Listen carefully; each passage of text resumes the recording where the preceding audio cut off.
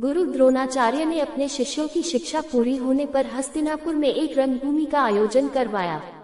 रंगभूमि में अर्जुन विशेष धनुर्विद्या युक्त शिष्य प्रमाणित हुआ। तभी कर्ण रंगभूमि में आया और अर्जुन द्वारा किए गए कर्तव्यों को पार करके उसे द्वंद्व युद्ध के लिए ललकारा। तब कृपाचार्य ने कर्ण के द्वंद्व युद्ध को अस्वीकृत कर दिया और उससे उसके वंश और साम्राज्य के विषय में पूछा, क्योंकि द्वंद्व युद्ध के नियमों के अनुसार केवल एक राजकुमार ही अर्जुन को, जो हस्तिनापुर का राजकुमार था, द्वंद्व युद्ध के लिए ललकार सकता था। तब कौरवों में सबसे ज्येष्ठ दुर्योधन ने कर्ण को अंदेश का राजा घोषित किया, जिससे वह अर्जुन से द्वंद्व युद्ध के योग्य हो जाए।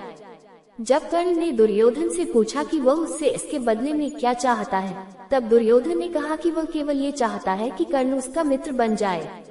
इस घटना के बाद महाभारत के कुछ मुख्य संबंध स्थापित हुए, जैसे दुर्योधन और कर्ण के बीच सुदृढ़ संबंध बने, कर्ण और अर्जुन के बीच तीव्र प्रतिद्वंद्विता और पांडवों तथा कर्ण के बीच वैमनस्य।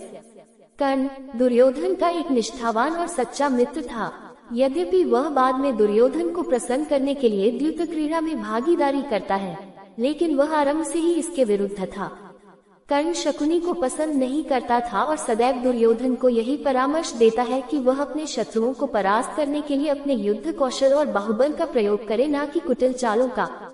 जब लाक्षागृह में पांडवों को मारने का प्रयास विफल हो जाता है, तब कर्ण दुर्योधन को उसकी कायरता के लिए डांटता है और कहता है कि कायरों की सभी चालें विफल ही होती हैं, और उसे समझाता है कि उसे एक योद्धा के समान कार्य करना चाहिए और उसे जो कुछ भी प्राप्त करना है उसे अपनी वीरता द्वारा प्राप्त करे।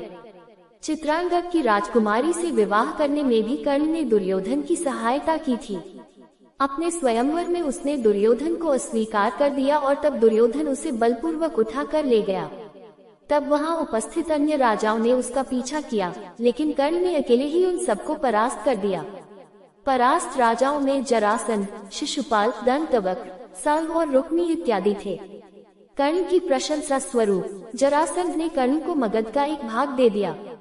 भीम ने बाद में श्री कृष्ण की सहायता से जरासंध को परास्त किया, लेकिन उससे बहुत पहले कर्ण ने उसे अकेले परास्त किया था। कर्ण ही ने जरासंध की इस दुर्बलता को उजागर किया था कि उसकी मृत्यु केवल उसके धड़ को पैरों से चीरकर 2 टुकड़ों में बांटकर हो सकती है। भीम द्वारा जरासंध को बार बार धड़ से अलग करने पर भी शरीर जुड़ जा रहा था। तभी श्री कृष्ण के कहने पर भीम ने शरीर के 2 हिस्सों को अलग अलग दिशा में फेंक दिया। अंगराज बनने के पश्चात कर्ण ने ये घोषणा करी कि दिन के समय जब वह सूर्यदेव की पूजा करता है, उस समय यदि कोई उसे कुछ भी मांगेगा तो वह मना नहीं करेगा और मांगने वाला कभी खाली हाथ नहीं लौटेगा।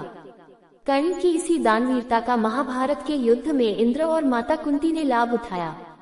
महाभारत के युद्ध के बीच में कर्ण के सेनापति बनने से एक दिन पूर्व इंद्र ने कर्ण से साधु के भेष में उससे उसके कवच कुंडल मांग लिए, क्योंकि यदि ये कवच कुंडल कर्ण के ही पास रहते तो उसे युद्ध में परास्त कर पाना असंभव था। और इंद्र ने अपने पुत्र अर्जुन की सुरक्षा को ध्यान में रखते हुए कर्ण से इतनी बड़ी भिक्षा मांग ली, लेकिन दानवीर कर्ण ने साधु भेष में देवराज इंद्र को भी मना नहीं किया और इंद्र द्वारा कुछ भी वरदान मांग लेने पर देने के आश्वासन पर भी इंद्र से ये कहते हुए कि देने के पश्चात कुछ मांग लेना दान की गरिमा के विरुद्ध है, कुछ नहीं मांगा।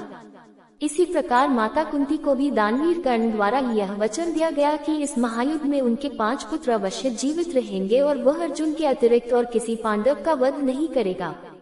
और उसने वही किया। कर्ण ने अर्जुन के वध के लिए देवराज इंद्र से इंद्रास्त्र भी मांगा था।